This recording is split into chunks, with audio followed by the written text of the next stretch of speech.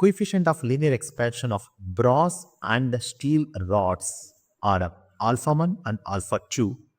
Length of brass and steel rods are L1 and L2 respectively. If L2 minus L1 is maintained at same at all the temperature, which one of the following relations holds good? Okay, that means we need to find here. Before that, we will see the diagram view. Assume this is the one rod, that is brass, and the coefficient of the expansion there is alpha 1, and the length is L1. And here one more rod is there, that is steel rod. Expansion is alpha 2 and the length is L2. And whatever the difference is there, this is the difference, that is L2 minus L1 is the difference, right?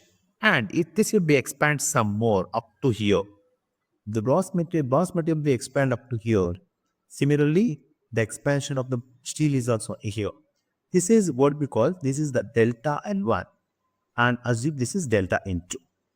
And if I'm going to expand and whatever it is there, I'm going to call that is L1 dash, which is equal to L1 plus delta L1.